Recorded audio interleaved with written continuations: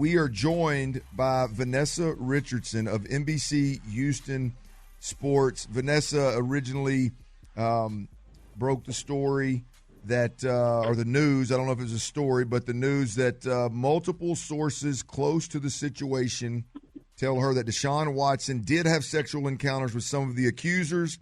Both those sources insist those encounters were completely consensual. Vanessa, we've got more breaking news that's dropped since then that you're aware of with Rusty Harden's news. But let's try. I'm trying to organize it. Let's stay right there with that news. I mean, that's the first time we've really heard from Deshaun Watson's camp in a couple of days, and I guess just your initial thoughts of that report. How precise was it? How convincing was it from your perspective?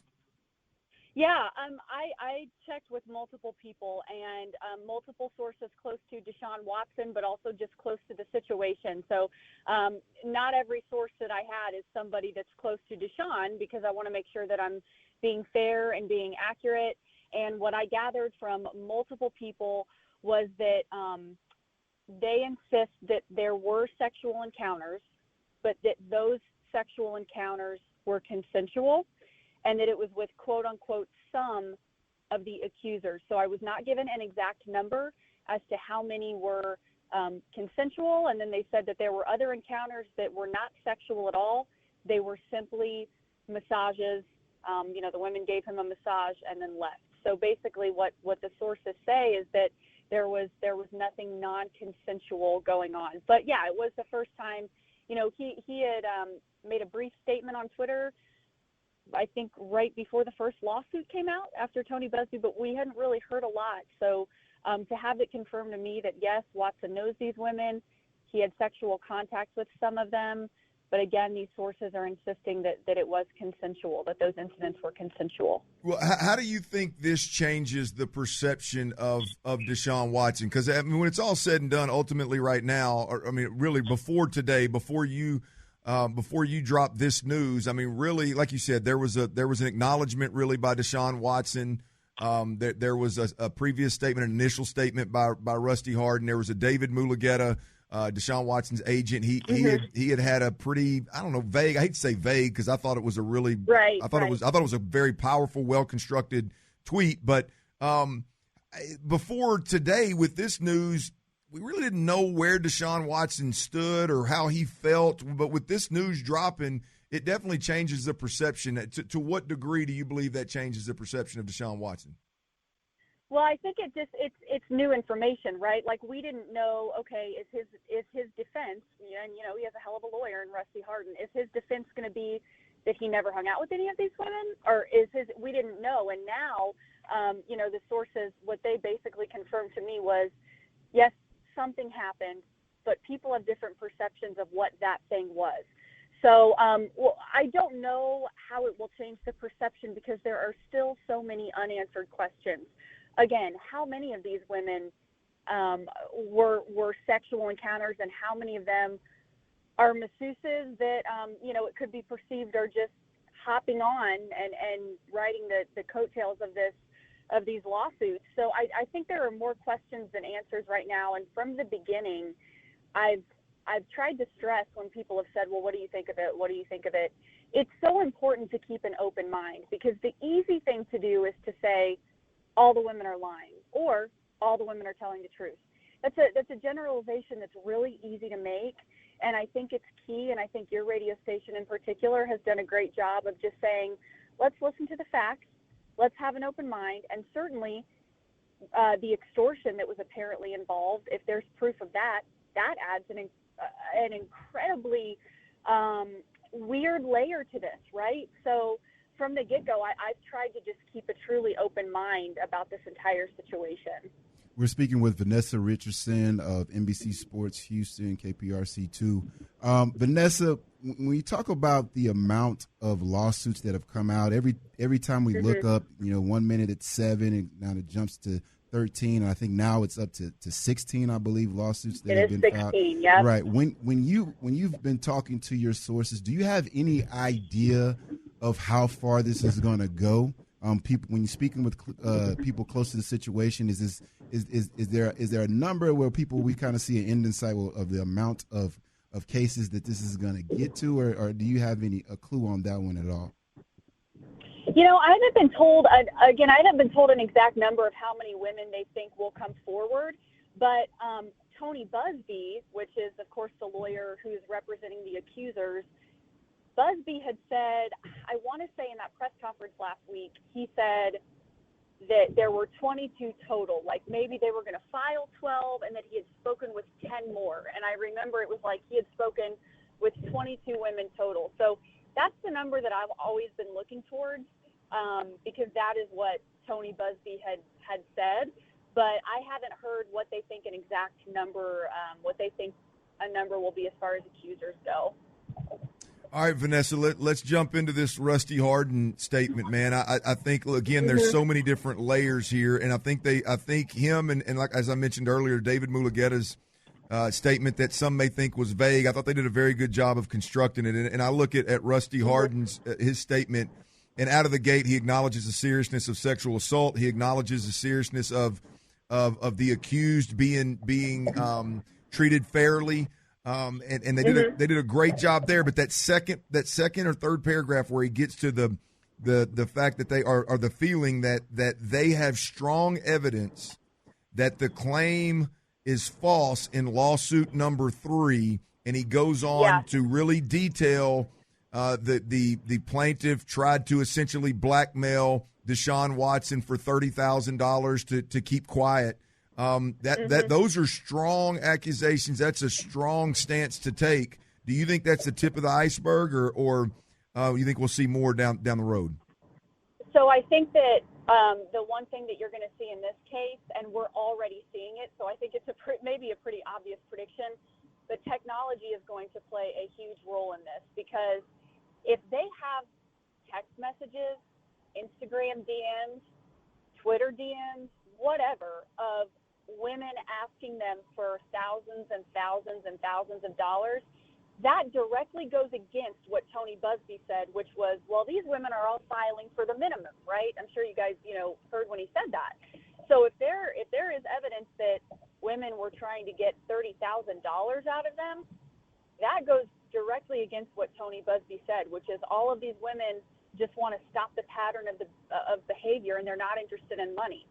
Well, if they have texts saying, I'm going to blackmail Deshaun for $30,000, so that's where, my prediction with the continuation of this, and I think it's a pretty responsible prediction to make, is just that we're going to see technology play a huge role in this, because it's 2021, because there are Instagram DMs, there are texts, there's a lot of means of communication that I think are going to be on the forefront of this.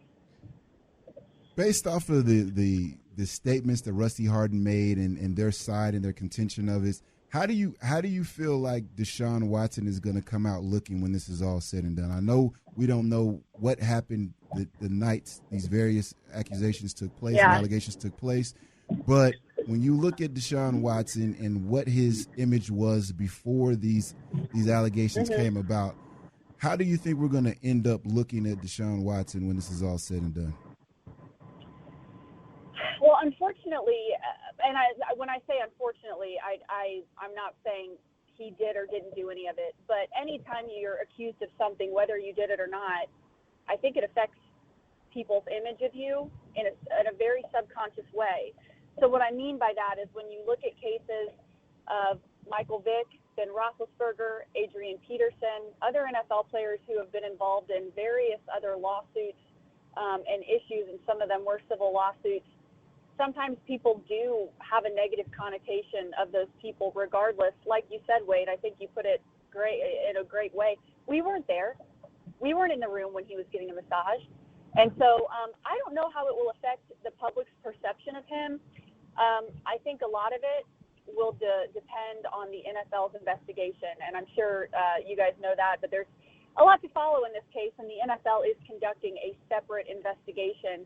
So, whatever they find and whatever they make public, I think will definitely influence people's perception of Deshaun. up until now, Deshaun has had such a clean image, right? I mean, he's never been busted for anything. He's always been great in the community. You know, he gave his paychecks to cafeteria workers after Harvey. So it's tough to say how this will impact his image. I think as more and more evidence comes out, we'll see more so how that will affect his image.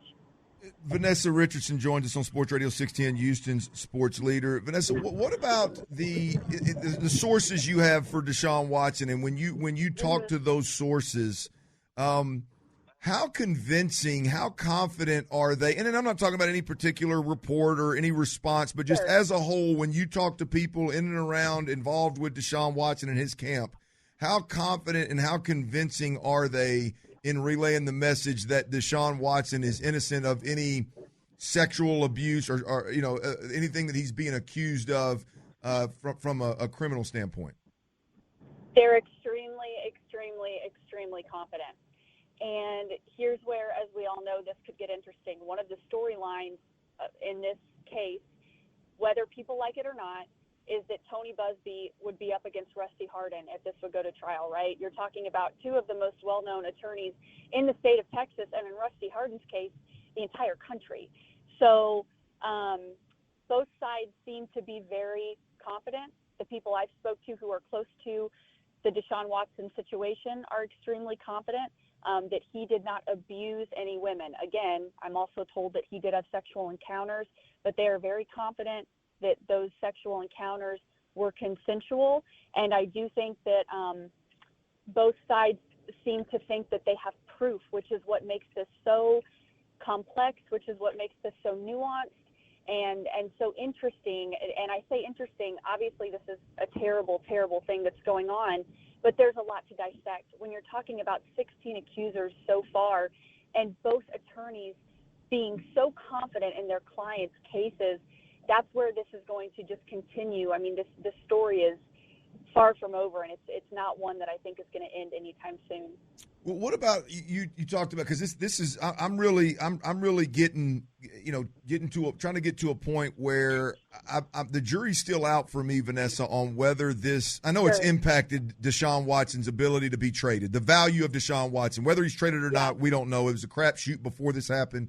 We don't know what's going on right now with it, but as we dissect this and have conversations with people like yourself, I just, if his camp is super confident, if from Rusty Hardin to David Mulugheta to Deshaun Watson, if all of those individuals involved are super confident and they're convincing in their defense of Deshaun Watson, so to speak, is there a chance, I mean, you cover sports as closely, as intimately as anybody in the game, is there a chance that those kind of conversations could be had with, say, Carolina or Philly or Miami, and that would impact their, level of aggression in pursuing Deshaun Watson in a trade, even though this looms largely over him?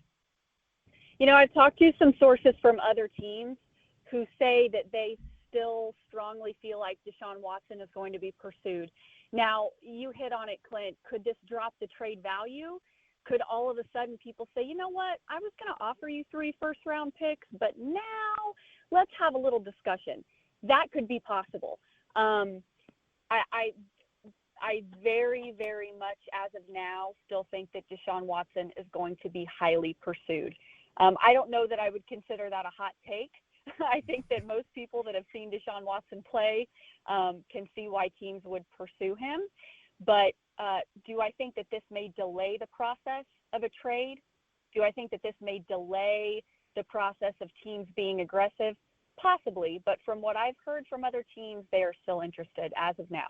Vanessa, last question before we get out of here. From what I've seen, all of the lawsuits have taken place during the pandemic. They're taking place during the time that the NFL has COVID protocols in place. How do you think that affects the investigation by the NFL, and can Deshaun Watson see himself get in trouble on that aspect alone by the different encounters from various women, apparently, because from the sources that you've talked to, he did have consensual encounters with multiple women over a period of time, and those things go directly against the COVID protocols. Do you think that that's something that the NFL investigation will potentially hone in on? That's a really interesting question, and I think it we saw the NFL punish different players when they had video proof of what was going on. So one of the things that I really enjoyed covering was when Deshaun Watson opened his Lefty's Restaurant by NRG, and I remember he got in trouble, he and some of the players, because I guess I think they had video or pictures of them standing next to each other and they had taken their masks off or something like that. And we saw it with the New Orleans Saints, and time again, teams and players got in trouble. But I think, and I could be wrong, I think there was always video proof of that. So I guess it's how far does the NFL investigation want to take it? Can they tell these players you can't have sexual encounters during a pandemic, or is it just you can't go in a restaurant? I think that's getting into really interesting territory, and that is a good question, and it's something to watch as the NFL continues their investigation. That's NBC Houston sports reporter Vanessa Richardson. Vanessa, thanks for joining us. Thanks for taking the time. Yeah, thanks for having me, guys. Appreciate it.